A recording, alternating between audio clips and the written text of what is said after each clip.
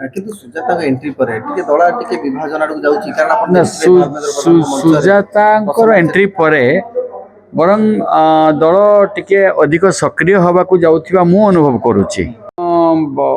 କାହାର ରୁଚି କେମିତି ଥିବ ବା ବିଚାରଧାରା କ'ଣ ଥିବ ଅଲଗା, କିନ୍ତୁ ଆମେ ଗୋଟେ ପଲିସି ବା ପ୍ରିନ୍ସିପଲରେ ଆମେ ଏକ ଅଭିନ୍ନ ଭାବରେ କାର୍ଯ୍ୟ କରୁଛୁ, ମାନେ ୟୁନାଇଟେଡ୍ ଭାବରେ କାମ କରୁଛୁ।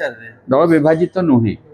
କିନ୍ତୁ ସୁଜାତାଙ୍କ ଏଣ୍ଟ୍ରି ପରେ ଟିକେ ଦଳ ଟିକେ ବିଭାଜନ ଆଡକୁ ଯାଉଛି କାରଣ ଆପଣ ସୁଜାତାଙ୍କର ଏଣ୍ଟ୍ରି ପରେ ବରଂ ଦଳ ଟିକେ ଅଧିକ ସକ୍ରିୟ ହେବାକୁ ଯାଉଥିବା ମୁଁ ଅନୁଭବ କରୁଛି ଏବଂ ସମସ୍ତଙ୍କ ଗୋଟେ ଆଗ୍ରହ ପ୍ରକାଶ ପାଉଛି ଯେ ସୁଜାତା ଏଣ୍ଟ୍ରି ପରେ ଅନ୍ତତଃ ଦଳକୁ ସଂଗଠିତ କରିବାର ଆଉ ଗୋଟେ କିଛି ଉପାୟ ନୂଆ ବାହାରିବ ଏବଂ ଦଳ ସଂଗଠିତ ହେବ, କାର୍ଯ୍ୟ କରିବ, এইটা ହିଁ ଭାବନା ଆସୁଥିବା ମୁଁ ଅନୁଭବ କରୁଛି। ରେଢ଼ାଖୋଲ ବିଧାୟକ ହେଉଛନ୍ତି ପ୍ରସନ୍ନାଚାର୍ଯ୍ୟ, କିନ୍ତୁ ସେଠି ରୋହିତ ପୂଜାରୀ କହିଲେଣି ଯେ ରେଢ଼ାଖୋଲର ବିକାଶ ହେଇନି, ସରକାର ବିକାଶ ଯାହା ହେଇଥିଲା ମୋ ସମୟରେ ହେଇଥିଲା। ତ ପ୍ରକାରାନ୍ତରେ ଯଦି କୁହାଯିବ ପରୋକ୍ଷ ଭାବରେ ରୋହିତ ପୂଜାରୀ ପ୍ରଶ୍ନ କରିଛନ୍ତି ବା ଟାର୍ଗେଟ କରିଛନ୍ତି ପ୍ରସନ୍ନାଚାର୍ଯ୍ୟ। ସେ ସମ୍ବନ୍ଧରେ ସେଠିକାର ବିକାଶ କ୍ଷେତ୍ର କଥା କାହାର କ'ଣ ବକ୍ତବ୍ୟ ବା ଚିନ୍ତାଧାରା ଅଛି ସେଇମାନେ ହିଁ କହିପାରିବେ, କାରଣ ଏଟା ପଶ୍ଚିମ ଓଡ଼ିଶାର ବ୍ୟାପାର।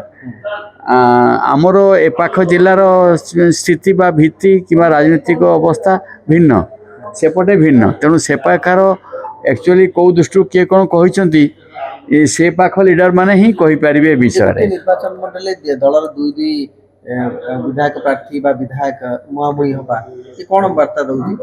ନାଇଁ ଗୋଟାଏ ନିର୍ବାଚନ ମଣ୍ଡଳୀ, ଯେ ଯାହା ନିର୍ବାଚନ ମଣ୍ଡଳୀ ସେସବୁ ନିର୍ବାଚନ ମଣ୍ଡଳୀରେ ସେମାନେ ଦାୟିତ୍ୱରେ ଅଛନ୍ତି, ଯେ ଯାହା କରିଛନ୍ତି। ବାକି ତାର କ'ଣ କାଉଣ୍ଟର କେମିତି କ'ଣ କରୁଛନ୍ତି ନ କରୁଛନ୍ତି ତାକୁ ଆହୁରି ସବିଶେଷ ଟିକେ ପର୍ଯ୍ୟାଲୋଚନା କଲେ ଯାଇକି ଜଣାପଡ଼ିବ। ମୋର ଯାହା ମତ, ଯାହା ମାନେ ଏମିତି ଖୋଲାଖୋଲି କିଛି କହିହେବ ନାହିଁ କାହା ସପକ୍ଷରେ କାହା ବିପକ୍ଷରେ।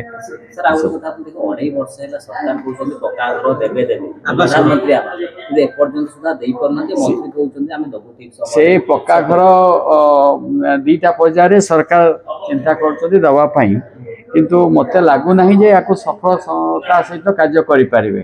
ପ୍ରଥମ କଥା ହେଉଛି ଅନ୍ତୋଦୟ ଗୃହ ଯୋଜନାରେ କିଛି ଗୃହ ସରକାର ଦେଲେ, ପ୍ରଥମେ ଦେଲେ, ସେ ଘର ତ ଆଜି ପର୍ଯ୍ୟନ୍ତ ଘରେ 50% ଘର ବି ତିଆରି ହେଇ ସରିପାରି ନାହିଁ। ପୁଣି ପ୍ରଧାନମନ୍ତ୍ରୀ ଆବାସ ଯୋଜନାରେ ଯେଉଁ ଯୋଜନାରେ ଆସୁଛି ପ୍ରପୋଜାଲ ସବୁ ଆସୁଛି ସେଥିରେ ବହୁତ ତ୍ରୁଟି ଥିବା ଦେଖାଯାଉଛି। କାହାର ପକ୍କା ଘର କିଏ ପାଇଲାଣି, କାହାର ଘର ଅଛି ପୁଣି ତା ପାଇଁ ଘର ଆସିଛି, ଏଭଳି ତ୍ରୁଟି ଦେଖାଯାଉଛି। ତେଣୁ ୟାକୁ ଯଦି ଠିକ୍ ଭାବରେ ସଂଶୋଧନ ନ କରିବେ ସରକାର ପ୍ରତି ସେଟା ଗୋଟେ ବୁମେରାଙ୍ଗ ହେଇଯାଏ। ସାର୍ ଏଠି ମେଜର କଥା ହେଉଛି ଯେଉଁ ପିଓ ଏବଂ ଜେଇ ଏମାନେ ବର୍ତ୍ତମାନ ଗ୍ରାଉଣ୍ଡ ଲେଭେଲକୁ ଯାଉଛନ୍ତି ଆଉ ୱାର୍କଆଉଟ୍ କରୁଛନ୍ତି, ସ୍କୁଟିନି କରୁଛନ୍ତି।